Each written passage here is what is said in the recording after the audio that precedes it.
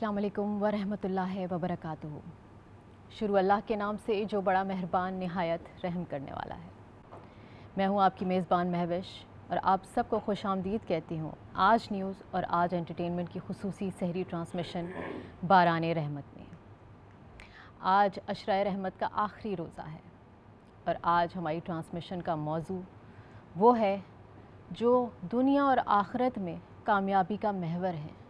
वो हस्ती जिनकी मौजूदगी से ज़िंदगियों में रोशनी है, वो लोग जिनकी दुआओं से हर मुश्किल काम आसानी में बदल जाता है, वो हस्तियाँ जिनका कोई नेमुल बदल नहीं, हमारे वालिदैन। आज हम बात करने वाले हैं वालिदैन के हुकूक पर। कुरान पाक में अल्लाह ताला ने इबादत के बाद जिस बात की सबसे ज़्यादा तलकीन की है वो है माँ बाप से हुस्ने सलूक। अल्लाह ताला हम सबको तौफ़ीक अता करे कि हम अपने माँ बाप के साथ हुस्ने सलूक से पेश आएँ, क्योंकि वही हैं जो जन्नत की कुंजी है। इस हवाले से हम अपने मेहमानों से बात करेंगे। मुफ्ती साहब भी मौजूद हैं।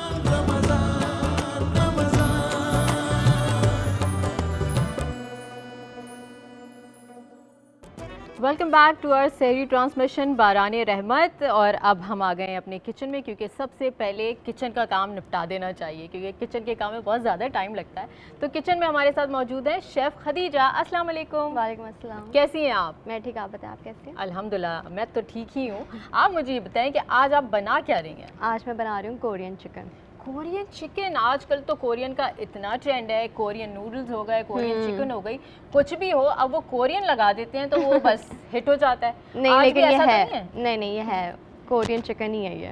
एक्चुअल कोरियन रेसिपी है, खदीजा ये कहना चाह रही है, मतलब मुझे ये एक्सपेक्टेशन थी कि देसी ही चिकन को बस कोरियन का टैग लगा। नहीं इसमें देसी का कुछ भी नहीं है। कुछ भी नहीं है। चलिए ठीक है, देखेंगे। और वैसे भी हमने खा के तो देखना ही होता है ना, तो जब खा रहे होंगे हम तब मैं बताऊंगी, अपना रिव्यू दूंगी कि कैसा बना है। अच्छा बताएं, सबसे पहले इसमें जाएगा क्या? सबसे पहले हम जो है डालडा का कॉर्न ऑयल डाल देंगे थोड़ा सा। ओके, आज हम यूज़ कर रहे हैं डालडा कॉर्न ऑयल। डालडा लाया अब न्यू कॉर्न ऑयल, जो कि है 100% pure. 100% pure Dalda corn oil जो आपकी मील्स को बनाए लाइट और हार्ट फ्रेंडली। जहाँ ममता वहाँ डालडा। सो ऑयल तो हमने डाल दिया, लेकिन इंग्रेडिएंट्स आपने नहीं बताए, तो वो बताइए। हम सबसे पहले बोनलेस चिकन ले लेंगे, ठीक है, और उसमें हम पहले मैरिनेट कर लेंगे। बहुत सिंपल सा मैरिनेट करना है, ब्लैक पेपर, सॉल्ट और उसको बस गार्लिक का पेस्ट डाल के थोड़ा सा मैरिनेट करना है। अच्छा। उसके बाद फिर हम इसमें मैदा और कॉर्नफ्लावर का बैटर बना देंगे। ओके, ठीक है, उसमें पानी डाल के उसका बैटर बन जाएगा और वो चिकन हम उसमें डाल देंगे। अच्छा, तो ये फ्राइड चिकन स्टाइल बन रहा है। अच्छा, कोरियन रेसिपीज में मैं देखती हूँ बहुत ज़्यादा चिली ऐड करते हैं, red chilli, red pepper use करते हैं। तो आपने तो इंग्रेडिएंट में अभी बताए नहीं, अभी ये सिर्फ कोट हुई है चिकन ना। ओके, ठीक है, इसकी सॉस अभी बाद में बनेगी।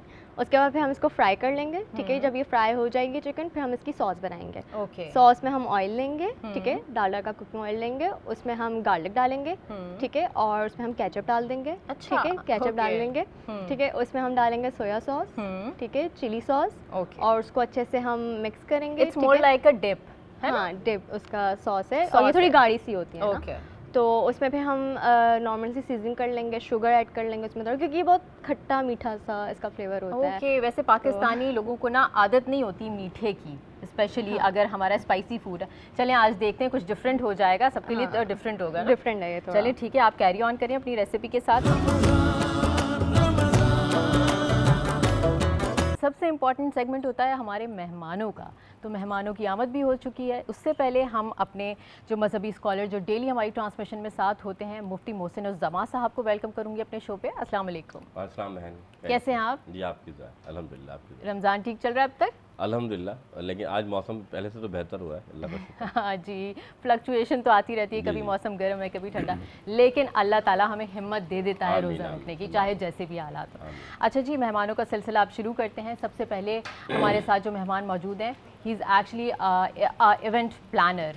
तो आजकल इवेंट प्लानिंग का बड़ा ट्रेंड है, जगह जगह इवेंट्स हो रहे हैं, स्पेशली रमज़ान के सीज़न में तो ये बिज़नेस बहुत ज़्यादा फ्लरिश कर रहा होता है। हमारे साथ मौजूद हैं मिस्टर जुनैदुर रहमान साहब। अस्सलाम वालेकुम। वालेकुम अस्सलाम व वेलकम करते हैं रहमतुल्लाह। आपको अपनी सहरी ट्रांसमिशन में। कैसा जा रहा है आपका रमज़ान? अल्हम्दुलिल्लाह रमज़ान बहुत बेहतरीन जा रहा है। इस हवाले से आजकल तो आपको पता है कि सहर अफ्तार के हवाले से बहुत ज़्यादा इंगेजमेंट होती है, तो उसके हवाले से माशाल्लाह काफ़ी सारे इवेंट्स यानी हैं मसरूफियत बहुत जी है। मसरूफियत बहुत हैं। तो रमज़ान में ऐसे कौन से इवेंट्स होते हैं वैसे? अफ्तारी वगैरह के होते हैं? अफ्तार के होते हैं और आजकल अब कॉरपोरेट में भी ये अफ्तार को बहुत ज़्यादा वेलकम किया जाता है बिल्कुल। और लोग अपने एम्प्लॉयज़ को कैटर करते हैं हर फोरम पे मुख्तलिफ जगहों के ऊपर अब इसको तो कैटर हर किया जाता है। ऑर्गेनाइजेशन स्पेशली अफ्तार दावत तो ज़रूर रख रही है। अब तो अफ्तार सहरी दावत भी हो रही है ना, अब तो सुहूर जी की जी, भी। शहरी को भी बहुत अच्छी तरीके से ऑर्गेनाइज़ किया जा रहा है और शहरी में तो आपको पता है कि हमारे पास कुकिंग के हवाले से आजकल बहुत नई वैरायटीज़ आई हुई हैं और लाइव सेशन सारे हो रहे हैं। अच्छा, तो लाइव कुकिंग हो रही होती है? लाइव अच्छा, वो कोई ऐसी डिश है यूनिक जो इस रमज़ान इंट्रोड्यूस हुई हो? क्योंकि पिछले रमज़ानों में तो हमने शुतुरमुर्ग की कढ़ाइयाँ भी इंट्रोड्यूस होती हुई रमज़ानों में देखी हैं, तो कोई नई डिश आई है इस रमज़ान? रमज़ान में हमेशा दुनिया ग्लोबल विलेज बन चुकी है, तो लोग बहुत ज़्यादा चीज़ों को हमें खुद मकसद लोग हमारे पास चीज़ें लेकर आते हैं कि जी आपने ये चीज़ें बनानी है, ये चीज़ें बनानी है।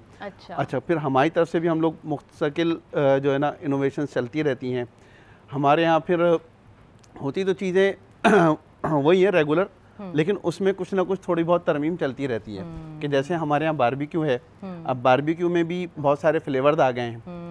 अब ग्लोबल विलेज के हवाले से जब हम कहीं बाहर जाते हैं तो वहाँ से हम लोग चीज़ें लर्निंग करके आ रहे होते हैं। यहाँ पर आजकल चैनल्स के ऊपर इतना ज़्यादा एजुकेट। अच्छी बात है, अब जब सबके पास मोबाइल आ गया है ना, तो उनको सबको पता है कि पूरी दुनिया में क्या ट्रेंड चल रहा है, लोग क्या खा रहे हैं। बच्चा आजकल कोरियन के पीछे पड़ा हुआ है कि हमें कोरियन नूडल्स खाने हैं ना, हॉटपॉट खाने हैं। आजकल हॉटपॉट का भी ट्रेंड है। खैर, इस हवाले से मजीद बात करेंगे। दूसरी हमारी बहुत ही खूबसूरत मेहमान भी यहाँ मौजूद हैं, उनको हम वेलकम करेंगे अपने शो पे। शी इज़ एक्चुअली एक्ट्रेस, इनका ताल्लुक मीडिया इंडस्ट्री से है और इनका नाम है इल्मा जाफरी। अस्सलाम वालेकुम। थैंक यू पहले तो तारीफ़ करने के लिए। वालेकुम सलाम। कैसी हैं आप? अल्हम्दुलिल्लाह बिल्कुल ठीक। माशाल्लाह, बहुत अच्छी लगती हैं आप। Thank you. कैसा जा रहा है आपका रमज़ान?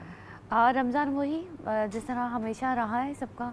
बेसिकली हम तो डाइट करते ही रहते हैं, लेकिन वो डाइट के साथ साथ अब जब रोज़ा रखते हैं ना तो उसकी तो बात ही कुछ नहीं। डाइट का मज़ा दुबाला हो जाता होगा ना। और वैसे जो लोग डाइट कर रहे होते हैं उनको रमज़ान का ऐसा जितना फील होता नहीं, क्योंकि नॉर्मल सिर्फ पानी, नॉर्मल पानी की शिद्दत ये तो है, पानी की ज़रूरत जो है ना, और स्पेशली जब गर्मियाँ बढ़ जाती हैं तो होती है। अच्छा इल्मा, मुझे बताइए कि अभी रिसेंटली आपकी क्या मसरूफियत चल रही है? कोई ईद प्रोजेक्ट्स हैं, रमज़ान के कोई प्रोजेक्ट्स हैं? अच्छा, अभी मेरा ड्रामा ऑन ईयर जा ही रहा है, हम नवाना। ओके। बहुत डिफरेंट सा कैरेक्टर है इसमें मेरा। लोगों को पता नहीं कैसा लग रहा होगा, नेगेटिव कैरेक्टर है। ओह, नेगेटिव कैरेक्टर तो बहुत ज़्यादा पजीराई हासिल करता है मेरे ख्याल से तो, हाँ है ना? तो पॉजिटिव कर रही थी काफ़ी, अब सोचा कि थोड़ा सा चेंज करना चाहिए लाइफ में। चलें ठीक है, हम बात करेंगे आपके कैरेक्टर्स और आपके काम के हवाले से भी, लेकिन अभी वक्त हो गया एक छोटे से ब्रेक का। आप कहीं मत जाइएगा क्योंकि अभी हमारी ट्रांसमिशन बहुत ज़्यादा बाकी है, तो देखते रहिए हमारी सही ट्रांसमिशन बाराने रहमत।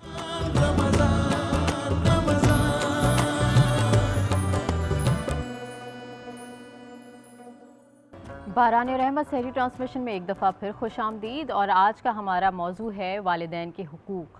वालिदैन अल्लाह ताला की तरफ से एक अनमोल तोहफ़ा है, और ऐसा तोहफ़ा है कि अगर हमने अपने वालिदैन को राज़ी कर लिया तो समझें हमने अपने अल्लाह पाक को राज़ी कर लिया। तो सबसे पहले हम इस हवाले से मुफ्ती साहब से अपने बात करेंगे। मुफ्ती साहब, सबसे पहले मुझे ये बताएं कि इस्लामी तालीमात क्या कहती हैं वालिदैन के हुकूक के हवाले से? जी, औज़ु बिल्लाहि मिनश शैतानिर रजीम, बिस्मिल्लाहिर रहमानिर रहीम।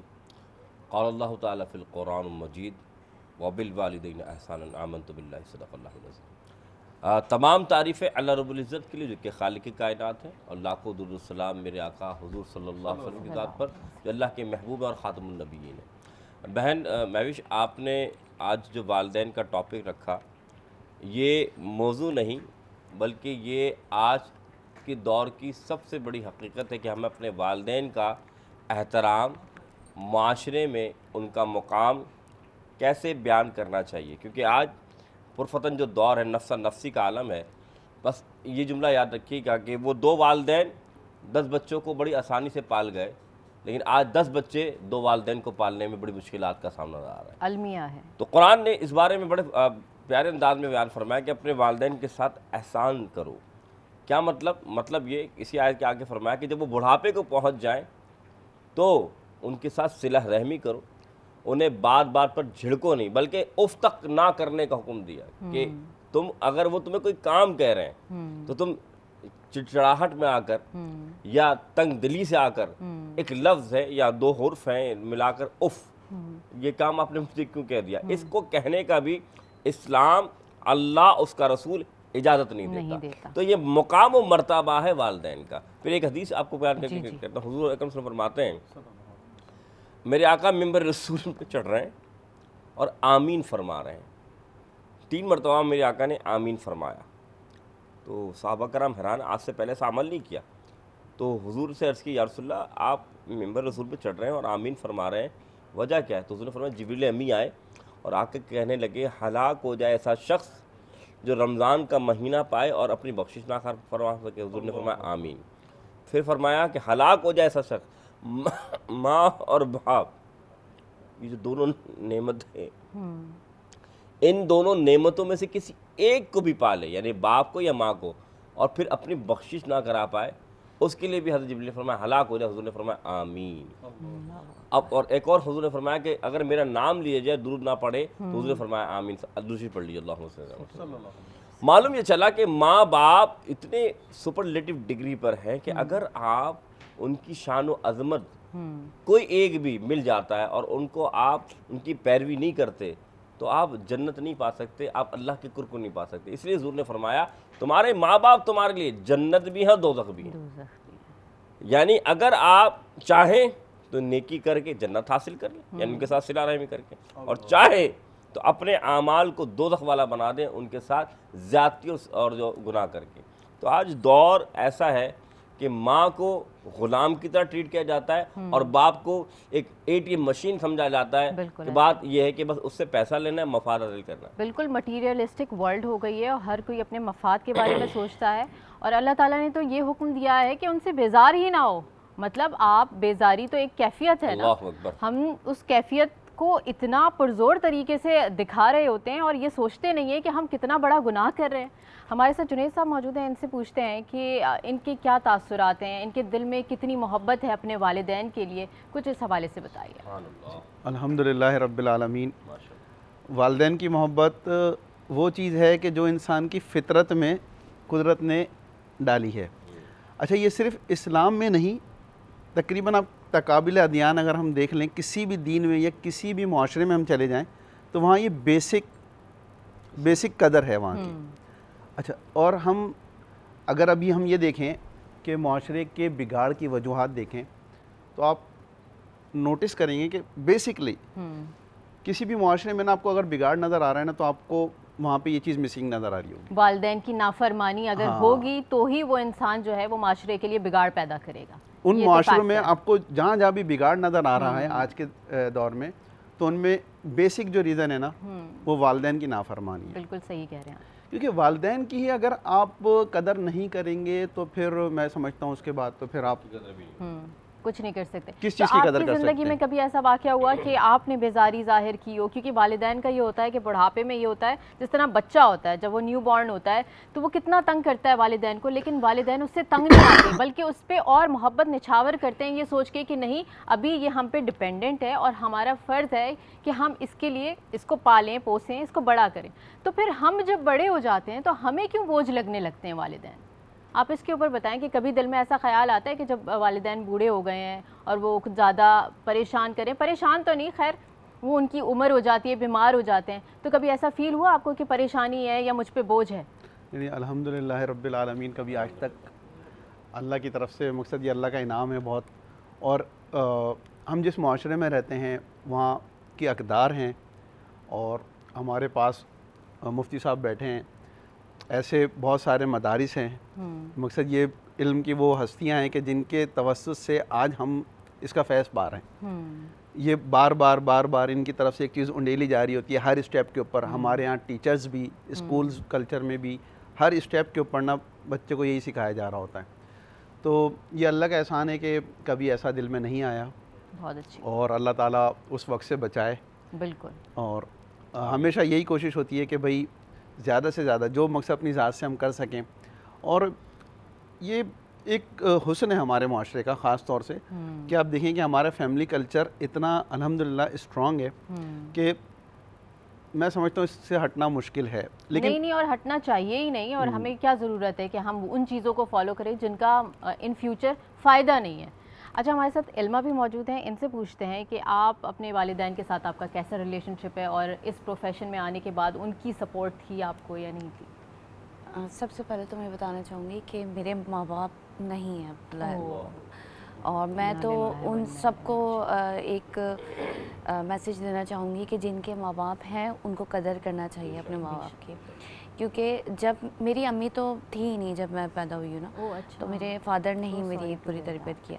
तो जब मेरे फादर का इंतकाल हुआ उसके बाद से आज तक मैं अपने फादर को इतना मिस करती हूँ, इतना मिस करती हूँ, क्योंकि हम ना दोस्त बना सकते हैं, हम और रिश्ते बना सकते हैं, लेकिन माँ बाप ऐसी हस्ती है जिसको कोई नेमुल बदल नहीं है हर तकलीफ़ में। हम नॉर्मली मैंने लोगों को देखा है कि वो लोग ना कहीं लालच में भी मिल रहे होते हैं अपने आप। मतलब मैंने देखा है कि कुछ ऐसे हैं कि अम्मा खाना बना दें, ये नहीं सोचेंगे कि वो बेचारी पूरी ज़िंदगी उन्होंने बना बना के खिलाया है, तो अब आप इतने बड़े हो गए हो कि आपको थोड़ा सा आप कर सकते हैं, फिर भी वो उन पे डिपेंडेंट रहते हैं। तो मैं तो बहुत मिस करती हूँ, और अगर मेरे माँ बाप होते तो मैं बहुत बहुत बहुत उनकी खिदमत करती। अल्लाह उन्हें जन्नतुल फिरदौस में आला मकाम अता करे और अल्लाह ताला आपको हिम्मत दे। अल्लाह ताला अगर कोई चीज़ छीनता है तो उसकी हिम्मत और हौसला भी दिल में डालता है।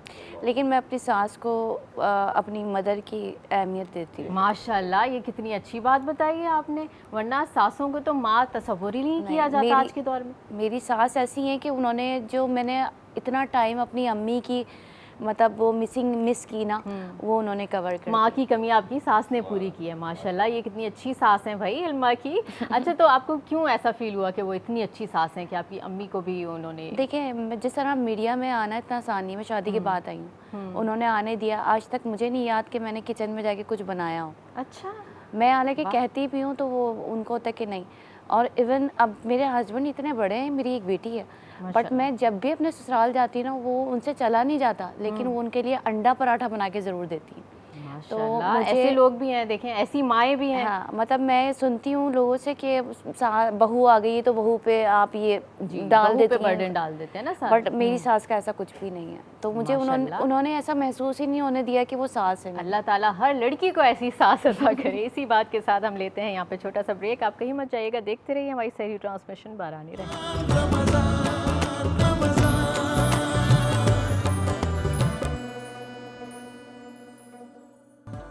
वेलकम बैक टू आवर सहरी ट्रांसमिशन बारानी रहमत। किचन में हम आ गए हैं अपनी मेहमान को लेके, क्योंकि हमें दिखाना था कि आज हम बना रहे हैं बहुत ही स्पेशल डिश ख़ास उनके लिए, कोरियन फ्राइड चिकन। तो देखिए अल्मा, कैसी लग रही है आपको? बहुत दिखने में तो बहुत यमी लग रही है, अब खा के पता चलेगा। अगर दिखने में यमी है तो ऑब्वियसली खाने में भी यमी होगी। अच्छा खदीजा, ये तो बन रहा है हमारा, ऑलमोस्ट रेडी है ना? मुझे बताएं कि ड्रिंक में आज क्या बना रही हैं? ड्रिंक आज जो हम बना रहे हैं वो है मरहबा गुलबहार सनराइज़। मरहबा गुलबहार सनराइज, इसमें डाला क्या क्या है आपने? इसमें हम ऑरेंज जूस ले लेंगे, ठीक है, पीच जूस ले लेंगे, ओके, और हम इसमें अपना मरहबा गुलबहार का शरबत ले लेंगे। ओके, जहाँ प्यार वहाँ मरहबा गुलबहार, फलों फूलों और ख़ास जड़ी बूटियों के अर्कियात से तैयार करदा मरहबा गुलबहार। आपने कभी ट्राई किया है मरहबा गुलबहार? मैं अभी देख रही हूँ, मैं सोच रही हूँ कि अपनी बेटी के लिए ट्राई करूँगी। बिल्कुल ट्राई कीजिए। आप देखें, ये सनराइज़ का इफेक्ट आ रहा है और ये इतनी अच्छी और टेम्पटिंग लगती है ना देखने में कि बस दिल चाहता है कि यार बस फ़ौरन पी ली जाए। अच्छा, ये बस रेडी हो गई? That's it? वाओ। आप देखें, खदीजा रेस्टोरेंट शेफ़ है, तो उन्हें पता है कि कितनी क्विकली जो है ना हम इस तरह की ड्रिंक्स बना सकते हैं। अच्छा, मुझे इल्मा बताइए कि आप घर में कुकिंग करती हैं? वैसे तो अभी आपने बताया आपकी सास बना देती हैं, लेकिन वैसे करती हैं? बना लेती हूँ, बट बेसिकली हम सेपरेट ना, मतलब मैं हूँ तो ससुराल में नहीं हूँ। अच्छा, तो मैं अपने घर में तो सब कुछ बनाती हूँ, लेकिन मैं जब अपने ससुराल जाती हूँ ना, तो मुझे ऐसा लगता ही नहीं है कि मैं ना ससुराल में आई हूँ, ऐसा लगता है मैके में आई हूँ। वो मुझे एक एक चीज़ ना पैक कर करके दे रही होती है बॉक्स में। ओके, तो ये है, यानी मेहमानों वाली फीलिंग आती है आपको ससुराल जाके भी। अच्छा, तो वैसे अपने घर में क्या बनाती हैं आप? कुछ स्पेशल बनाती हैं? पुलाव बहुत मैं यमी बनाती हूँ, पाए मुझे आते हैं बहुत अच्छे बनाने। ये इसकी रेसिपी ज़रूर मैं आपसे पूछूंगी, क्योंकि मुझे ये लग रहा है कि दिखने में ही कि बहुत मज़े का है। आपकी बेटी है? जी मेरी बेटी कितने साल की है? आप तो 5 ईयर की हो। माशाल्लाह, 5 ईयर के बच्चे के लिए ना ये रेसिपी बहुत आपको अच्छी है। हाँ, तभी मैंने बोला, हाँ, बिकॉज ये स्कूल का जो लंच बॉक्स होता है डेली उसमें क्या जाएगा, ये सबसे बड़ी कंफ्यूजन रहती है सबसे ना, ज़्यादा। तो उसके लिए अच्छी लग रही है ना। अक्सर हम लंच में बच्चों को जो चीज़ देते हैं ना थोड़ी सॉगी सॉगी हो जाती है, स्पेशली जो फ्राइड चीज़ें होती हैं, तो ये हम दे सकते हैं। अच्छा मुझे बताएं कि बच्चों के खाने के ऊपर जो है ना माओ का बड़ा एक कंसर्न रहता है, तो आप बच्चों को हेल्दी फूड की तरफ लाती हैं या जंक फूड की तरफ? हेल्दी की तरफ लेके जाती हूँ। खाती नहीं है, बहुत नखरे करती है खाने में, आजकल के बच्चे आपको पता है बहुत डिफ़िकल्ट हो गया है, तो क्या देती हैं, क्या वो शौक से खाती है? ज़्यादातर एग बॉईल करके दे देती हूँ। मैगी, जिस तरह मैगी के बारे में आजकल चल रहा है तो वो खाती बहुत शौक से है, बट मैं उसको नूडल्स खिलाना पसंद अच्छा नहीं वैसे करती। आजकल का हर बच्चा नूडल्स का दीवाना है, पास्ता खाना है, नूडल्स खाने हैं, और जबकि ये काफ़ी अनहेल्दी है, लेकिन उसका एक हेल्दी ऑप्शन ये है कि आप वो वाले ब्राउन वाले नूडल्स यूज़ करें ना, वीट के जो बने हुए होते हैं जी, एक मैदे के बने हुए होते हैं, नहीं एग नूडल्स मैदे के ही बने हुए होते हैं, लेकिन वीट वाले भी होते हैं, होल वीट के बने हुए होते हैं, वो ब्राउन वाले होते हैं, वो अगर आप यूज़ करेंगे ना तो वो ज़्यादा बेहतर रहेंगे। अच्छा इल्मा, आप जिस तरह आपने अपनी सास का जिक्र किया, तो आपकी सास कौन सी ऐसी डिश है जो बहुत अच्छी बनाती है? वो बिरयानी बहुत मज़े की बनाती है। अच्छा कौन सी वाली बिरयानी? आई थिंक कुछ अलग ही होती है उनका टेस्ट जो है ना, वो अभी तक 3 बहू हैं हम लोग। हाँ, अच्छा। और माशाल्लाह 5 बहनें हैं, बट किसी को नहीं आता उस टाइप का बनाना। क्यों, ऐसे क्या सीक्रेट इंग्रेडिएंट होता है पहले के लोगों में कि उसकी बात ही अलग होती है जो आजकल की लड़कियों में आ ही नहीं रहा जाएगा? अच्छा हम बनाते हैं ना, कहीं ना कहीं स्पाइसी हो जाएगा या थोड़ा सा नमक तेज़ हो जाएगा, कुछ ना कुछ ऐसा होता है, बट उनका ऐसा होता है कि छोटे छोटे बच्चे खा लें। अच्छा, बहुत इतना मॉडरेट वो मसाले। अच्छा पहले की ख़वातीन में ये बड़ा ट्रेंड था कि वो मसाले वैसे हम तो जैसे टीस्पून के हिसाब से डाल रहे होते हैं ना, मेजर करके डालते हैं, वो मेजर करके भी नहीं डालती, लेकिन उसके बावजूद इतने अच्छे हो जाते हैं। तो खदीजा इसका कोई तरीक़ाकार है कि किस तरीके से अंदाज़ा किया जाए? अपना बताऊँ तो मैं भी टेबल स्पून के हिसाब से नहीं डालती, मैं अपने अंदाजे से डालती हूँ। अच्छा मैं भी वैसे यही करती हूँ। अच्छा कहते हैं कि अगर नमक आप सूंघ के डालें तो वो जो है बिल्कुल मॉडरेट डलता है, ज़्यादा नहीं डलता। तो ये ट्राई करके आप लोग देखिएगा और फिर बताइएगा कैसा हुआ या नहीं। मैं भी इसी तरह ट्राई करती हूँ, मुझे पहले मैं स्मेल करती हूँ। ऐसा मत कीजिएगा कि पूरा एक बड़ा जार लिया आपने नमक का, उसको सूंघा फिर वो डाल दिया, तो वो ज़्यादा ही होगा। नहीं, वो मैंने ये सुना है कि मिसाल दी जाती कि आप ट्राई करो। बिल्कुल बिल्कुल। अच्छा जी, कुकिंग हमारी हो गई है, ड्रिंक भी बन गई है, अब लेते हैं एक छोटा सा ब्रेक। आप कहीं मत जाइएगा, देखते रहिए हमारी सहरी ट्रांसमिशन बारानी रहमान।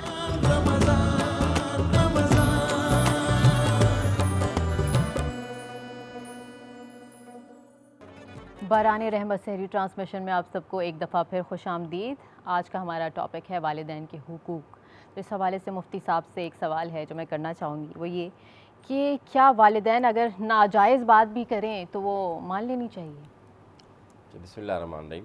देखिए सबसे अहम बात ये कि हाँ, इस्लाम दीन के ख़िलाफ़ कोई बात हो रही हो तो आपने बिल्कुल नहीं माननी, लेकिन उसमें भी रवैया आपका ऐसा ना हो कि उनके साथ आप बदतमीज़ी कर रहे हो, ज़्यादती कर रहे हो। मिसाल देता हूँ, हज़रत अबू हुरैरा ताला अन्हो, उनकी वालदा जो थी ना वो मुसलमान नहीं थी, काफिरा थी। तो जब हज़रत अबू हुरैरा ताला ने इस्लाम कबूल किया तो वो इस्लाम की बातें, दीन की बातें अपनी वालदा से शेयर करते, लेकिन वो इस बात को जैसे कि एक्सेप्ट नहीं कर रही थी। तो ज़ाहिर सी बात है वो जब देखते कि वालदा मेरी बात नहीं सुन रही, बात नहीं मान रही, तो दिल में तकलीफ़ होती कि काश ये भी इस्लाम को कबूल फरमा लें।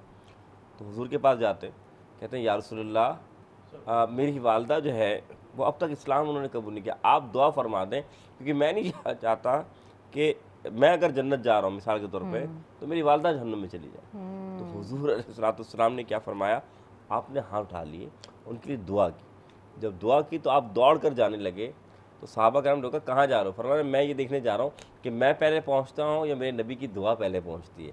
जब घर में जब पहुँचे, दरवाजे पे दस्तक दी, तो जब गेट वालदा ने खोला तो कलमा मुबारका यानी कि ज़ुबान पर जारी था। मालूम ये चला कि अगर वालिदैन आपके साथ कोई ऐसी बात करें जो कि दीन के ख़िलाफ़ हो तो आपने उनकी बात नहीं मानी। हाँ, इसी तरीके से फ़ितरत इंसानी के खिलाफ, मिसाल के तौर पे अगर किसी वालिदैन ऐसी बात करें किसी के साथ बदला लेना है, जुल्म करना है, तो आप ऐसी बात भी ना माने, बल्कि उनको प्यार से समझाएं। और ये आपका फ़र्ज़ बनता है कि आप उनको बताएं कि ये चीज़ बेहतर नहीं है, लेकिन उनके साथ बदकलामी, बदतहज़ीबी का रवैया अख्तियार ना करें। सही कह रहे हैं आप। अच्छा जुनैद साहब हमारे साथ मौजूद हैं, इनसे हम बात करते हैं इनके प्रोफेशन के हवाले से। तो मुझे ये बताइए कि आजकल इवेंट्स का बहुत ज़्यादा ट्रेंड हो गया ना, और इवेंट प्लानर्स जगह जगह है, तो ये प्रोफेशन हमारे नौजवानों के लिए कैसा है, आज के नौजवान के लिए?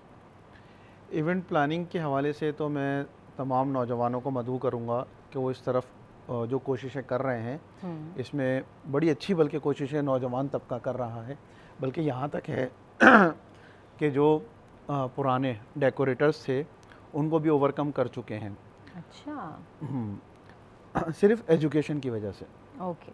अब इसमें यहाँ पे गवर्नमेंट के हवाले से उनकी ज़िम्मेदारी है कि इसको ज़्यादा से ज़्यादा इसकी एजुकेशन आम की जाए। अवेयरनेस ही नहीं होगी तो लोगों को ये भी नहीं पता होगा कि इवेंट प्लानर्स जो हैं वो ट्रेनिंग लेकर भी आते हैं, है ना। हमारे यहाँ बस ये है कि लोग फिल्में देख करके तो चीज़ें सीख सकते हैं, लेकिन एजुकेशन के हवाले से जो है वहाँ से हमारे पास बूस्ट नहीं आ रहा। अच्छा, वैसे ये ट्रेंड जो इवेंट्स का था ये एक फ़िल्म देखकर ही बहुत ज़्यादा डेवलप हुआ था और बहुत ज़्यादा फिर पाकिस्तान में ये ट्रेंड शुरू हुआ था। पाकिस्तान में ये चीज़ें तो चल रही हैं, लेकिन ये एक्नॉलेज होनी शुरू हो गई उसके बाद से। अदरवाइज़ ये इवेंट मैनेजमेंट कंपनी जिससे पहले भी काम कर रही हैं और बहुत अच्छा काम कर रही हैं, और ग्लोबल सतह के ऊपर भी हमारे यहाँ से इवेंट प्लानर्स जा रहे हैं जो हमारे यहाँ से एक्सपो ऑर्गेनाइज़ करते हैं। दुबई में जा कर के एक्सपो ऑर्गेनाइज़ की जा रही हैं और मुख्तलिफ जर्मनी में जाके की जा रही हैं। तो अल्हम्दुलिल्लाह पाकिस्तान के पास बहुत अच्छा ट्रेंड मौजूद है और बहुत अच्छे आइडियाज़ मौजूद हैं, बहुत अच्छे सेट्स बनाए जा रहे हैं। ओके। बस इसमें अभी सिर्फ़ और सिर्फ नौजवान तबके के लिए पैगाम ये है कि आप इसमें आएँ और ज़्यादा से ज़्यादा इसमें अपनी जो सलाहियतें हैं उनको इस्तेमाल करें और टेक्नोलॉजीज़ को इस्तेमाल किया जाए। टेक्नोलॉजी इसमें बहुत ज़्यादा। इवेंट डिज़ाइनिंग एक पूरी समझे इंजीनियरिंग है और इसको तो आपने पढ़ना चाहिए, और जो पढ़ के करता है वो तो बहुत अच्छा इवेंट प्लान कर लेता है। तो आजकल जो शादियों पे चल रहे हैं डेकोर और ये वो थीम के हिसाब से चल रहे होते हैं ना, तो आजकल मेजर थीम क्या चल रही है शादियों की? शादियों में देखिए हमारा कल्चर के हिसाब से ही थीम जो है ना वो ज़्यादा चल रही हैं। मुग़ल थीम्स बहुत ज़्यादा चल रही हैं। अच्छा, फिर हमारी देसी थीम्स बहुत ज़्यादा चल रही हैं। आजकल वो वाली थीम भी चल रही है, वो रूमी वाले कुछ टर्किश वो होते हैं, डांसर होते हैं वो जो रूमी डांस करते हैं गोल गोल घूम के और फिर एंट्री होती है, ये वाला ट्रेंड भी तो चल रहा है। जी बिल्कुल, ये सूफ़ी एंट्री भी कह रहे होते हैं लोग इसको, और रूमी डांस भी कहा जा रहा होता है। इस तरह की भी एंट्रीज़ बहुत ज़्यादा इन हैं आजकल। हमारा कल्चर असल में इतना वास्ट है और इतनी ज़्यादा उसमें चीज़ें मौजूद हैं कि जब हम देखते हैं कि बाहर की भी चीज़ें हम लोग कॉपी करते हैं बीइंग ग्लोबल विलेज, लेकिन हमारी अपनी चीज़ें डोमिनेट कर रही होती हैं। आपका मुग़ल कल्चर को अगर हम लेकर आते हैं, उसके सेट्स जब लगाए जाते हैं तो वो बिल्कुल ही उनका एम्बियंस अलग आ रहा होता है। पाकिस्तान इंडो पाक दोनों में ही ग्रैंड वेडिंग्स होती हैं, मतलब पूरी दुनिया में मेरे ख्याल से इतनी ग्रैंड वेडिंग्स नहीं होती जितनी पाकिस्तान और इंडिया में हो रही होती हैं। आप क्या कहते हैं, सही है? वर्ल्ड में अगर आप कहीं चले जाएं तो अगर इवन कोई बिलियनर्स की भी शादी होती है तो वो सिंपल मैन ही होते हैं, बिल्कुल सिंपल से, इतना खर्चा नहीं होता। हमारे यहाँ कम लोग होते शादी एक बहुत ही बड़ी सेलिब्रेशन है, ज़िंदगी भर की कमाई जो है ना वो शादियों पे लगाई जाती है। अच्छा, इल्मा हमारे साथ मौजूद है, इल्मा से पूछते हैं इनके प्रोफेशन के हवाले से कि आप नौजवानों को क्या मशवरा देंगी कि उन्हें मीडिया इंडस्ट्री में आना चाहिए आज के दौर में या नहीं, क्या स्कोप है? आना चाहिए अगर इंटरेस्ट है। अच्छा, अगर इंटरेस्ट नहीं है और तो फिर ना आए। अच्छा, प्रोफेशनली कैसा है ये प्रोफेशन? लाइक इससे फ़ायदा है उन्हें, आगे वो बढ़ सकते हैं? डिपेंड करता है टैलेंट पर। अच्छा। कि अगर उसके अंदर टैलेंट है कि वो एक्टिंग अच्छी कर सकता है तो ज़रूर आए। अगर नहीं कर सकते तो फिर तो कहते हैं ना, आप फर्स्ट टाइम आए ट्राई ज़रूर करें। अगर अच्छा, सिर्फ ट्राई नहीं करना चाहिए, जिस तरह से अभी जुनैद साहब से बात हो रही थी कि अगर आप इवेंट मैनेजमेंट की तरफ भी आते हैं तो आप पढ़ के आएँ तो आप बहुत अच्छा और आगे जा सकते हैं। इसी तरह एक्टिंग का भी अगर आप पढ़ के आएंगे तो आप और आगे जा सकते हैं। मैंने देखा है बहुत सारे ऐसे भी हैं जो पढ़कर आए बट उनको ना इंटरेस्ट नहीं है, फिर वो कहीं ना कहीं डायरेक्शन की तरफ चले गए।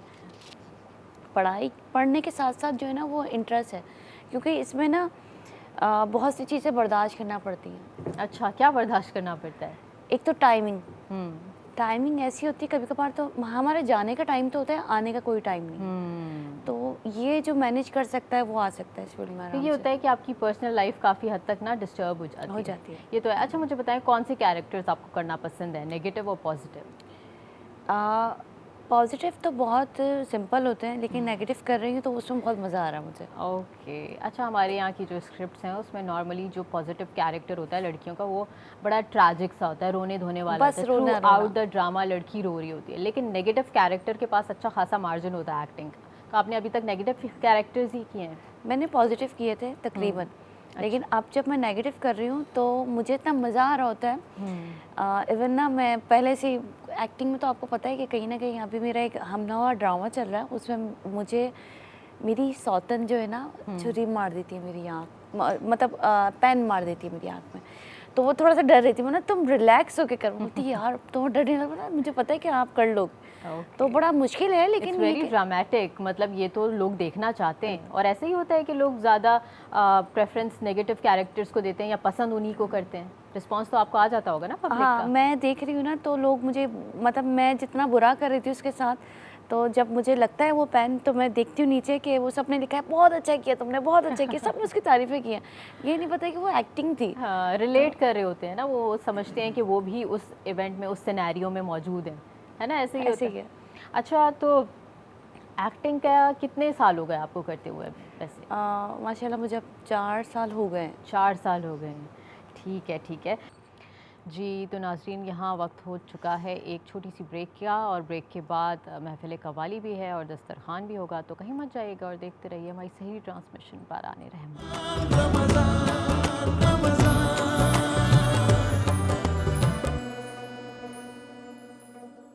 अच्छा जी, मेहमान हमारे साथ मौजूद हैं, दस्तरखान हमारा सज चुका है और दस्तरखान में आज थी कोरियन चिकन। तो कोरियन चिकन कैसी लगी, इल्मा से पूछते सबसे पहले। मुझे तो इतनी मज़े की लगी कि मैं पूरा साफ करके बैठी हुई हूँ और दिल कर रहा है कि और खाऊं, बट डाइट कर रही हूँ और वैसे ही फेस बहुत। नहीं, कुछ नहीं होगा, आज आप खा लें, खुशी खुशी आज आप खा ही लें, क्योंकि वैसे भी प्रोटीन इंटेक ना होनी चाहिए। हमारे यहाँ ये ट्रेंड थोड़ा सा कम है, हम लोग ना कार्ब्स पे ज़्यादा फोकस कर रहे होते हैं, पराठे खा रहे होते हैं, रोटियाँ खा रहे होते हैं, और ये गोश्त वगैरह प्रोटीन कम खाते हैं, तो हमें नॉर्मली प्रोटीन ही ले लेना चाहिए, है ना। हाँ। अच्छा, आप मुझे बताइए आपको कैसा लगा? उनको भी मेरी तरह ही लगा, देखे ना। खत्म है, सबकी प्लेट जो है ना वो पहले ही फिनिश हो जाती है, क्योंकि कोरियन चिकन वाकई बिल्कुल इसके जो फ्लेवर है ना बिल्कुल एग्जैक्टली, यानी कि एक तो होता है ना कि हम लोग ट्रांसफॉर्म कर लेते हैं, बीइंग पाकिस्तानी ना हम लोग हर चीज़ को ना ट्रांसफॉर्म कर लेते हैं, लेकिन ये बिल्कुल अपने ओरिजिन पर है। अच्छा, तो आप अपने शादी के मेन्यू में ये ऐड करने वाले हैं कोरियन फ्राइड चिकन या नहीं? हाँ ज़रूर ज़रूर, बिल्कुल इसको तो चले फिर इस चीज़ का क्रेडिट जो है ना, अगर किसी शादी में कोई कोरियन फ्राइड चिकन दरबार केटर्स के से मंगवा रहा है तो उसका क्रेडिट जाता है खदीजा को, क्योंकि खदीजा की तरफ से ही ये रेसिपी जो है ना इंट्रोड्यूस हुई है। अच्छा, ये जो है खाना हम नोश फरमा रहे होते हैं जब, तो अक्सर आजकल ये ट्रेंड है घरों में भी, हम टीवी खोल लेते हैं ना, तो यहाँ कव्वाली थी, तो आप लोगों को टीवी की कमी महसूस हुई? बिल्कुल भी नहीं हुई। अच्छा मुफ्ती साहब, आपको कैसा लगा खाना? सही बनाया, सही से मुराद ये कि अक्सर ये बच्चे खाते हैं, लेकिन ये जो इनमें जायका है, अरे तो मुफ्ती साहब वो बड़े भी खा सकते हैं। तो चलें, खाना आप सबने खा लिया है तो पानी भी नोश फरमाएं। हमारे पास बहुत अच्छा पानी है, आब दुबई है हमारे पास। और थोड़ी सी अफादियत मैं बता दूं आपको आब दुबई की कि drink smart live well 250 ml bottle, first time serving in Pakistan. आब दुबई आला मयार के मुताबिक तैयार करदा मिनरल वाटर है, आलमी मयार की हाइजीनिक पैकिंग भी है इसकी। दफातर, घरों और इवेंट्स के लिए मौजू इंतखाब, मयार और एतमाद का इम्तजाज। तो जी, पानी की इंटेक बहुत ज़रूरी है, क्योंकि भूख तो लगती नहीं है हमें, स्पेशली लड़कियों को प्यास ज़रूर लगती है, तो सहरी से पहले पहले जितनी वाटर इंटेक होती है वो कर लेनी चाहिए, अदरवाइज़ जो है ना किडनी में प्रॉब्लम शुरू हो जाती है। किसी को ऐसा होता है, लड़कियों को वैसे होता है। होता है तकरीबन मेरे साथ तो बहुत हुआ है, तो मैं तो सबसे पहले पानी। मुझे तो 10वें रोज़े के बाद से जो है ना किडनी पेन स्टार्ट हो जाता है, क्योंकि आदत नहीं होती ना हमें नॉर्मली इतना पानी पीने की, और जब आदत बन जाती है कम पानी पीने की तो बस फिर पीते ही नहीं। अच्छा, मैं डाइट बहुत कर रही होती हूँ तो मैं ज़्यादा से ज़्यादा पानी पीना पसंद करती हूँ, तो मेरी तो जब मैं रोज़ा रखती हूँ तो मुझे खाने की इतनी भूख नहीं लगती जितना पानी। अच्छा, और कहते हैं, मेरी तो मदर हैं, वो तो ये कहती हैं कि भाई जब अफ्तार करी हो ना तो पानी बस एक घूंट पिया करो, फिर बाद में जब खा लिया करो उसके बाद पानी पिया करो, अदरवाइज़ उसी वक्त हम पानी से पेट भर लेंगे तो खाएंगे क्या, है ना। अच्छा, मुझे कोई अपनी बचपन की याद बताएं सहरी और अफ्तारी से रिलेटेड। आपने कभी रोज़ा खुशाई कही हो अपनी? मैं अपनी तो नहीं बता सकती, हाँ अपनी बेटी की ज़रूर बताती हूँ कि वो फर्स्ट रोज़ा था, इस दफ़ा वो थोड़ा सा बोलने लगी हैं, अच्छा, तो वो उनको ये नहीं पता कि रोज़ा होता है क्या है, उनको ये पता है कि ये जो बनता है ना, तो ये जो बना हुआ है ये है रोज़ा। ओके, अफ्तारी जो हमारे ओके, वक्त में हम क्या करते थे कि मतलब मैं अपनी फूफी से पूछती थी रोज़ा रखना कहाँ है, मेरे को तो ना रोज़ा रख रहा है, रोज़ा रखा है, तो बोलते थे रोज़ा रखना कहाँ है, मुझे भी रखना है। तो अब मेरी बेटी जो है वो कहती है कि मम्मा आपने रोज़ा नहीं बनाया, रोज़ा नहीं रखा। तो ये है बच्चों का ये कॉन्सेप्ट होता है कि रोज़ा बेसिकली ये जो दस्तरखान सजता है ये होता है, एहतमाम जो किया लेकिन उसको नहीं पता ना क्या होता है ना, आजकल के बच्चों को क्या पता। नहीं, वो बिल्कुल ऐसे ही होता है और जैसे जैसे उम्र बढ़ती जाती है। अच्छा, तो वैसे पहला रोज़ा आपने किस एज में रखा था? किस एज में? 9। नहीं, माशाल्लाह माशाल्लाह, ये तो है कि 9 साल और तकरीबन 7 साल की उम्र के बाद ना बच्चों में जज्बा इंटरेस्ट हो जाता है कि जुनेद साहब, आपने सबसे पहला रोज़ा किस उम्र में रखा था? क्लास 3 में। Class 3। That was of 7 year. Okay, माशाल्लाह और अंटिल अल्हम्दुलिल्लाह अभी तक कोई ब्रेक नहीं। माशाल्लाह, कितनी बड़ी बात है। अल्लाह ताला आपको तौफीक दे कि सारी ज़िंदगी आप रमज़ान को ऐसे ही मना सकें इंशाल्लाह।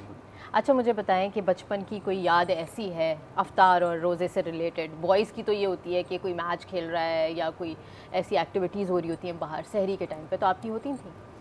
बिल्कुल ऐसे ही होता था कि बस सहरी के फ़ौरन बाद बाहर निकल जाते थे अच्छा, और जो भी अपनी एनर्जी टोटल कंज्यूम करके फिर घर आते थे? फिर मकसद हम दोपहर तक बिल्कुल ऐसे होते थे कि बिल्कुल जो है ना अब कुछ और मज़ीद सकत नहीं रह गई करने की, लेकिन खैर थोड़ी देर आराम किया फिर दोबारा।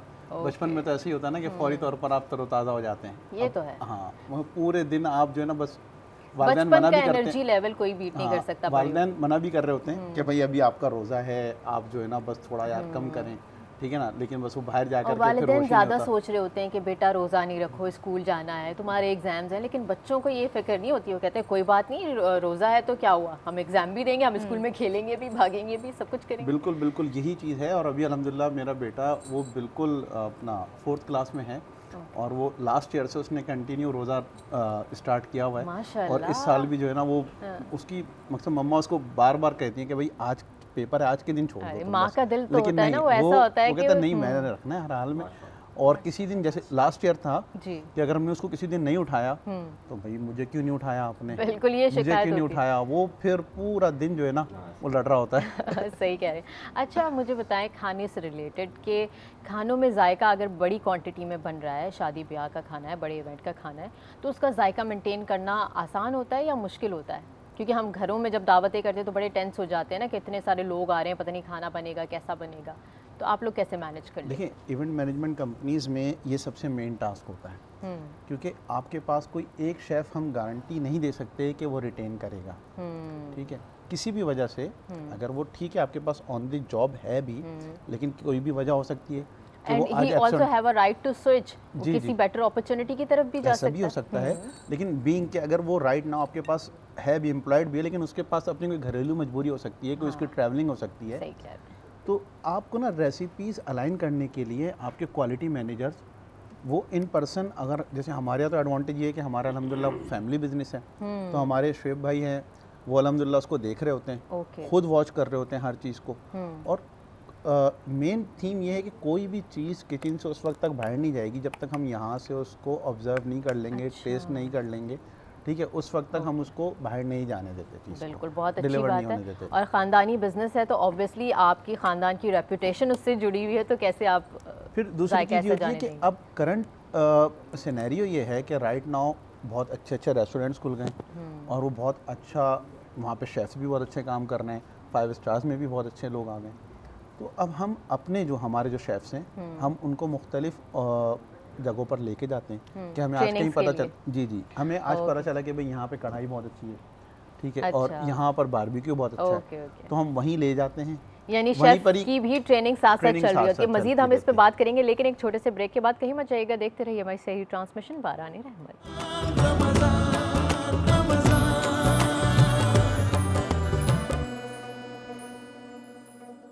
उनके कदमों तले रहमत की घटा रहती है, उनकी खिदमत में ही असल कामयाबी रहती है।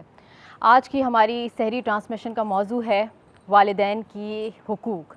उसके ऊपर हम मुफ्ती साहब से बात करेंगे, अपने मेहमानों से भी बात करेंगे, लेकिन हमारे साथ हमारे ब्रांड पार्टनर नेल्सन पेंट्स हैं, उनके हवाले से थोड़ी सी इन्फॉर्मेशन देती चलूँ। नेल्सन पेंट की खुसूसियत ये है कि ये पेंट आपको 25% एक्स्ट्रा कवरेज देता है, जिससे आप कम पेंट की मिकदार में ज़्यादा एरिया पेंट कर सकते हैं। रंग ज़िंदगी का, नेल्सन पेंट्स।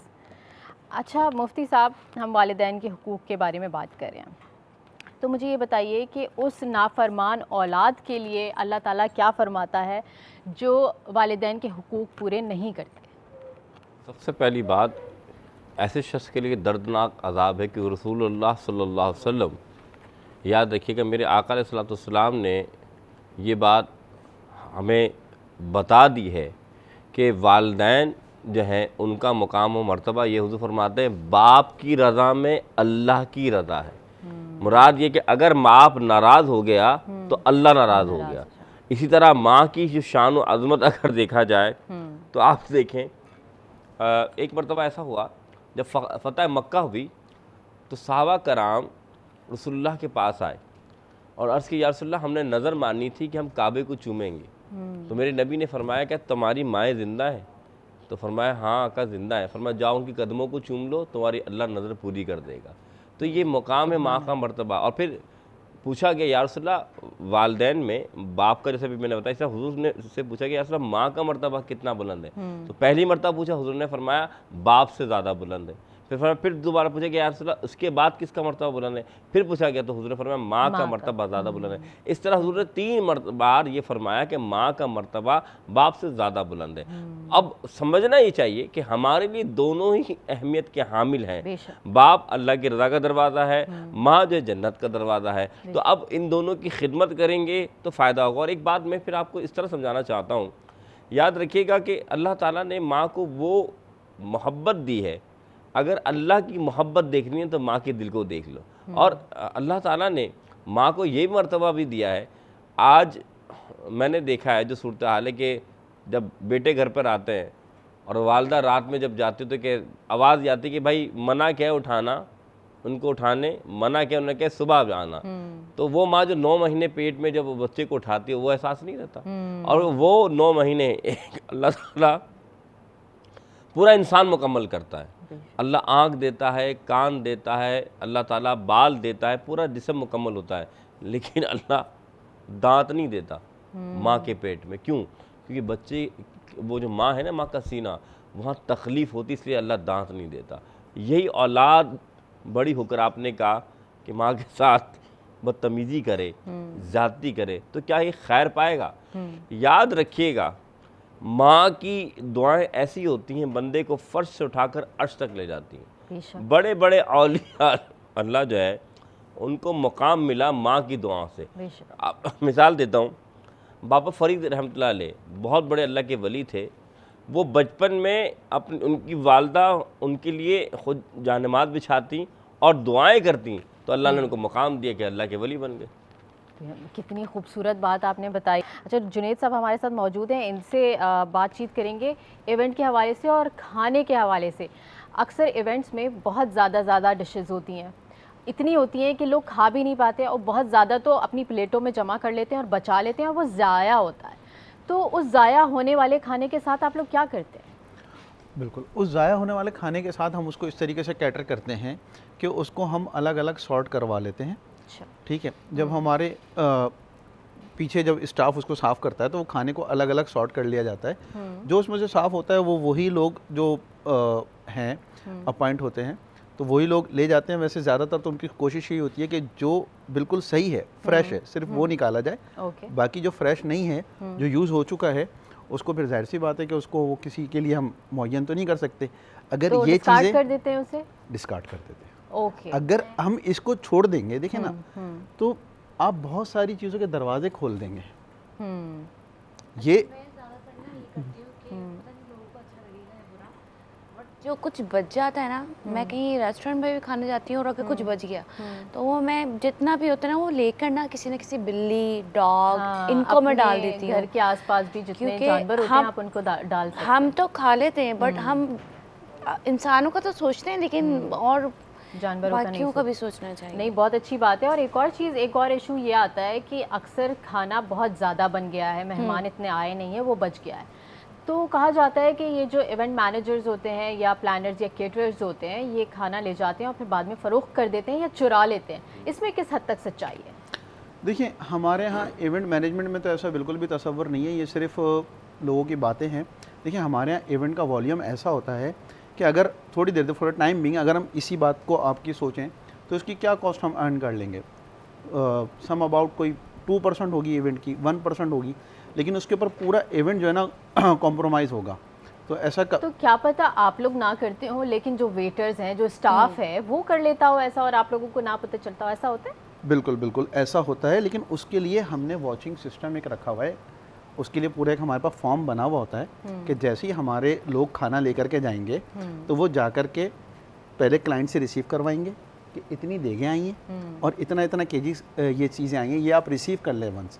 और वापसी में भी एक रिसीविंग फॉर्म है कि जो उनसे रिसीव करवाया जाएगा कि भाई ये देगें जो है ना ये अब जा रही हैं, आप चेक कर लें, ये तमाम की तमाम खाली हैं।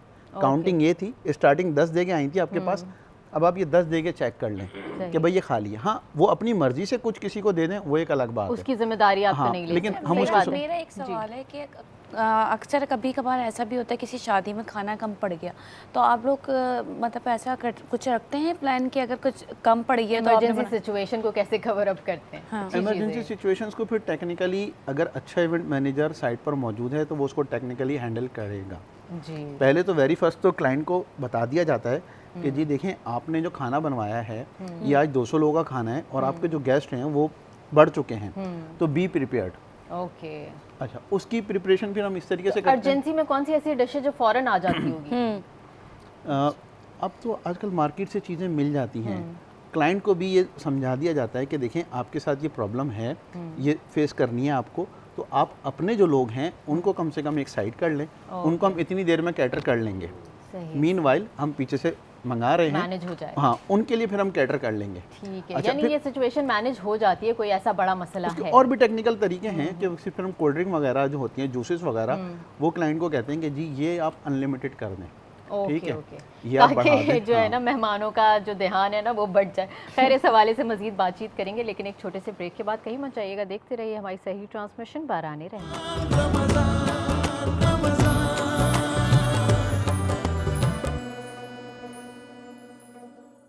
बाराने रहमत सहरी ट्रांसमिशन में एक दफ़ा फिर खुश आमदीद। इल्मा से मेरा एक सवाल है, वो ये कि हमारी सोसाइटी पे मस्बत किरदार अदा कर रहा है क्या ये मीडिया इंडस्ट्री, और ये जो किरदार हम निभा रहे होते हैं और ये ड्रामा इंडस्ट्री ओवरऑल क्या इम्पैक्ट डाल रहा है हमारी सोसाइटी? बेसिकली अभी तक जितनी भी स्टोरियाँ बन रही है ना वो जो हो रहा है वही दिखा रहा है। इससे ज़्यादा मैं क्या बताऊँ कि आप तो अब ड्रामों में आप सब चीज़ें अलग ही नज़र आ रही हैं, जो जो हो रहा है वही दिखा रहे हैं। तो रियलिटी अगर दिखा रहे हैं तो इससे सबक भी मिल रहा है या सिर्फ नेगेटिव जो हमारी सोसाइटी में चीज़ें हो रही हैं वही दिखाया जा रहा है? या नेगेटिव अगर दिखा रहे ना तो उसका एंड भी दिखा रहे हैं कि उसका एंड कितना बुरा हो रहा है, और पॉजिटिव दिखा रहे हैं तो वो पॉजिटिव का भी दिखा रहे हैं कि वो कितना बर्दाश्त कर सकता है। तो सही बात है। अच्छा, सोशल मीडिया ट्रोलिंग के हवाले से मुझे बताइए कि आप कैसे डील करती हैं, क्योंकि इंसान कोई भी कैरेक्टर करता है अब तो सोशल मीडिया पे फ़ौरन वो वायरल होने लगता है और उसके बाद फिर नेगेटिव कमेंट्स आने लगते हैं, तो उसको how do you deal it? डर लगता है मुझे। अच्छा। कुछ भी कहते हुए ना, जैसे अभी भी आप देख रही होंगी मैं बहुत सोच समझ के कह रही हूँ, क्योंकि एक दफ़ा ऐसा हो चुका है मेरे साथ। अच्छा, क्या हुआ? पूरा नहीं बता पाऊँगी, बट ये है कि कुछ कहा था, उसको एडिट करके कुछ का कुछ कर दिया और वो एक मीम्स सी बन गई और कुछ चीज़ें चल गई कि इल्मा जाफरी ने इस बंदी के लिए फलां के लिए ये कहा, बट वो एक नॉर्मल ही बात थी। ओके। अच्छा, कुछ लोग तो जानबूझ के इस तरह की बातें करते हैं ताकि वो लाइमलाइट में आ जाए। खैर, जुनैद साहब से एक सवाल करना चाहूँगी मैं कि सर ये बताइए कि कौन सा ऐसा तरीक़ेकार है जिससे हम कम बजट में रह के अपनी तकरीब निपटा सकते हैं? अच्छे इवेंट मैनेजर को हायर करें। ओके। नहीं, इवेंट मैनेजर को अगर हायर करने का कुछ लोग सोचते हैं ना तो वो सबसे पहले कहते हैं कि अगर हमारे पास बजट होगा तब ही हम इवेंट मैनेजर को हायर कर सकेंगे, क्योंकि जिसके पास पैसे नहीं होते वो तो बेचारा खुद से ही जाके मैनेज कर रहा होता है। केटरिंग वाले को बोल दिया इंडिविजुअली, डेकोरेशन वाले को बोल दिया इंडिविजुअली। तो ऐसे इवेंट प्लानर्स हैं जो कम बजट में काम कर रहे हैं। देखिए, एक अच्छी इवेंट मैनेजमेंट कंपनी है तो उसका काम ये नहीं है कि वो आपसे कोई गुड ऑफ ले, उसका काम ये है कि वो अपने सोर्सेज पर इतना उसको कंट्रोल हो कि वो परचेजिंग बहुत अच्छी कर सके। ओके। और आपको जो देना है वो चीज़ें वो अच्छी तरीके से प्लान करके दी जाएं। कि हमारे मेन्यू में तमाम चीज़ें भी आ जाएं और क्लाइंट का बजट भी शूट ना करें। ओके। अच्छा, मुफ्ती साहब से एक आखिरी सवाल करना चाहूँगी कि अगर किसी के वालिदैन हयात नहीं हैं, इस दुनिया में नहीं हैं, और वो चाहता है कि उनको राज़ी कर ले क्योंकि उनकी ज़िंदगी में वो ये नहीं कर पाया, तो उसका क्या तरीक़ेकार है? देखिए, वालिदैन के जाने के बाद 4 हुकूक हैं जो बंदे को करने चाहिए। सबसे पहला हक, जब उनका इंतकाल हो जाए तो जनाजा पढ़े। दूसरा हक, उनके लिए इस्तग़फ़ार करें। यानी याद रखिए कि औलाद जो नेकी करती है, माँ बाप हो या ना हो, वो नेकी औलाद की माँ बाप को उनको सवाब मिलता रहता है। अच्छा, तो इसलिए आप उनके लिए इस्तग़फ़ार करें, दुआ करें और उनके लिए नेकियां करें। तीसरी चीज़ जो बहुत ज़रूरी है कि आप जो नेकी कर रहे हैं, आप उनके जो उन्होंने अच्छाइयाँ की हैं, मिसाल के तौर पे अगर वो अपनी ज़िंदगी में किसी के लिए राशन मुहैया करते थे या अपनी ज़िंदगी वो किसी के साथ अच्छा सलूक करते थे, तो आप भी अब उनकी जो तर्ज़ अमल को लीजिए और उस सिलसिले को आगे बढ़ाइए, या ना कि ना रोक दें। मिसाल के तौर पे आजकल ये होता है कि वालिदैन के इंतकाल के आप लगता है कि फ़लाँ के साथ उन्होंने अच्छी अच्छी नेकियां की, तो आप ऐसा ना हो कि आप वो नेकी रोक दें, बल्कि आप उस सिलसिले को जारी रखें। चौथी चीज़ ये है जो आपने कहना कि क्या कैसे राज़ी हो। अगर वालिदैन चले गए हैं, वालदा चले गई, तो उनकी वालदा की जो बहन है, खाला, उनके साथ रवैया वैसा इख्तियार करें जैसे माँ के साथ करते हैं। अच्छा। और अगर बाप का इंतकाल हो गया तो ताया या चाचा, उनके साथ ऐसा रवैया इख्तियार करें जैसे बाप की रज़ा के लिए करते हैं। अच्छा। तो इन कामों से माँ बाप की रज़ामंदी, अल्लाह की खुशनुदी अल्लाह ताला दे देगा आपको। ओके अच्छा, जी। मैं एक सवाल करना चाहूँगी। मुझे आज तक ना, मतलब मेरे फादर ख्वाब में आते हैं और मुझे ऐसा लगता है वो ज़िंदा है ना, मतलब अभी तक, तो और मैं जब परेशान होती तभी आते हैं, तो मैं ऐसा क्या करूँ जिससे मुझे मतलब मैं देखती हूँ कि मतलब मैं अगर बहुत परेशान हूँ तो नज़र आएंगे, या मैं बहुत खुश हूँ तो अच्छा, ऐसे। कहते हैं कि माँ बाप आपको देख रहे होते हैं, उनकी रूह आपके साथ होती है, वो आपको गाइड कर रहे होते हैं और आपको अकेला ना फील हो, इसलिए ये चीज़ होती है। इसकी मैं अगर ज़्यादा जी, जी। मिसाल देता हूँ, देखिए बात ये कि ख्वाब जो है ना, ख्वाब जो फरमाया गया है कि नबूवत का 46वां हिस्सा होता है, यानी कि अल्लाह ताला कुछ बताना या समझाना या दिखाना चाहता है। और ख़ास तौर पे जब अपने वालिदैन को देखते हैं आप, अगर वो आपसे बात कर रहे हैं और वो आपको कुछ बता रहे हैं, तो ये एक इल्हाम, ये समझ लीजिए आपको इंडिकेशन होते हैं कि भाई, गाइडेंस होती है। हाँ, कि आप ये काम कर लें। अच्छा, आपने करना क्या है? सबसे पहले तो ये कीजिए कि आप उनके लिए इस्तग़फ़ार कीजिए, कुछ नेकियां कीजिए और सदका खैरात कीजिए। यानी आप उनके लिए, जब आप अल्लाह के नाम के लिए, जैसे मैं मिसाल देता हूँ, हुज़ूर सल्लल्लाहु अलैहि वसल्लम के पास एक सहाबी आए, अर्ज़ की या रसूल अल्लाह, मेरी वालिदा का इंतकाल हो गया, तो मैं उनके लिए क्या करूँ? तो जब ये बात पूछी गई तो हुज़ूर ने फरमाया, जाओ उनके नाम से एक कुआं बना डालो, जो पानी पिएगा उसका सवाब तुम्हारी वालिदा को पहुँचेगा। तो मालूम ये चला कि वालिदैन के लिए आप सदका खैरात करते हैं तो सवाब भी मिलता है और वालिदैन भी अल्लाह उसके रसूल की रज़ा की वजह से आप खुशी हो जाती है। ओके जी, बहुत बहुत शुक्रिया। मैं मेहमानों का शुक्रिया भी यहाँ पे अदा करना चाहूँगी कि उन्होंने अपनी मसरूफ़ियत से हमारे लिए वक्त निकाला, और मुफ्ती साहब का भी बेहद शुक्रिया। ट्रांसमिशन का वक्त यहीं पे ख़त्म हो रहा है, और इख्तिताम मैं इस तरह से करूँगी कि हमारे नबी पाक सल्लल्लाहु अलैहि वसल्लम ने फ़रमाया कि वालिदैन जन्नत का दरमियानी दरवाज़ा हैं। तो हमें इस बात को मद्देनज़र रखना चाहिए। हमें डेली रूटीन में बहुत सी ऐसी बातें हैं जो कि हम बर्दाश्त नहीं करते और हालात को इसका कसूरवार ठहराते हुए बदतमीज़ियाँ कर रहे होते हैं। ये नहीं सोचते कि जिनके पास वालिदैन नहीं हैं उन्हीं को उनकी ज़्यादा कदर मालूम होती है। तो अल्लाह ताला ने अगर आपको तौफ़ीक दी है, आपके वालिदैन हयात हैं, तो प्लीज़ उनकी खिदमत कीजिए और उनके हुकूक़ पूरे कीजिए। सहरी ट्रांसमिशन का वक्त यहीं पे ख़त्म होता है। अपनी मेज़बान महविश को दीजिए इजाज़त और देखते रहिए हमारी सहरी ट्रांसमिशन बाराने रहमत। अल्लाह हाफ़िज़।